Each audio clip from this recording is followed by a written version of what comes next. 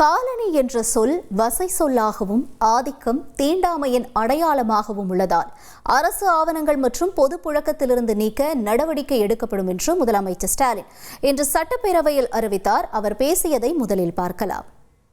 இந்த மண்ணின் ஆதி குடிகளை இழிவுபடுத்தும் அடையாளமாக காலனி என்ற சொல் பதிவாகி இருக்கிறது.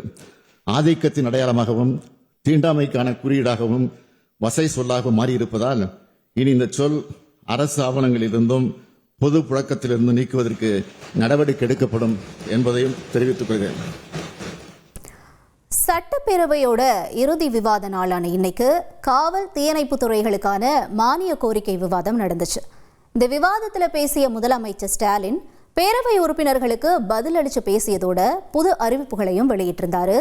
அதுல குறிப்பிடத்தக்க அறிவிப்பா பார்க்கப்பட்டது காலனி என்ற சொல்லை ஆவணங்கள் பொது புழக்கத்திலிருந்து நீக்க நடவடிக்கை எடுக்கப்படும் அப்படிங்கிறது தான்.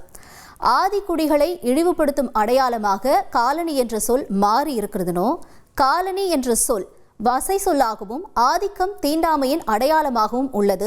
அதனால் காலனி என்ற சொல் அரசு ஆவணங்கள்ல பொது புழக்கத்திலிருந்தோ நீக்க நடவடிக்கை எடுக்கப்படும்னு சொல்லியிருந்தாரு முதலமைச்சர் ஸ்டாலின்.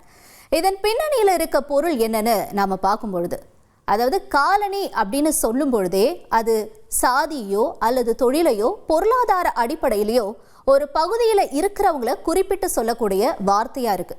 உதாரணத்துக்கு இப்ப நான் அழகப்பர் காலனிலிருந்து வரேன், இல்ல நான் பர்மா காலனிலிருந்து வரேன் அப்படின்னு சொன்னாலே இன்னமும் கூட ஈஸியா ஒருத்தரை அடையாளப்படுத்திடுவாங்க.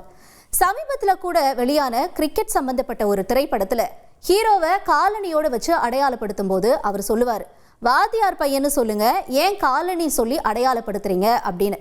இந்த மாதிரியான அடையாளப்படுத்தும் எண்ணங்களை முதலமைச்சருடைய இந்த அறிவிப்பு மாற்றங்களை ஏற்படுத்தும் அப்படிங்கிற கருத்து இப்ப பல தரப்பினரால சொல்லப்படுது.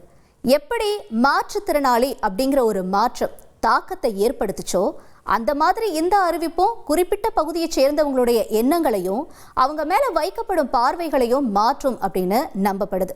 இந்த மாற்றம் வெறும் சொல் அளவுல மட்டும் இல்லாம எந்தெந்த இடங்கள்லாம் காலனி அப்படின்னு வைக்கப்பட்டிருக்க பெயர் பலகைகள் இருக்கோ அது எல்லாமே கூடிய சீக்கிரத்துல மாற்றம் செய்யப்பட்டு விடும் அப்படின்னும் சொல்லியிருக்காங்க.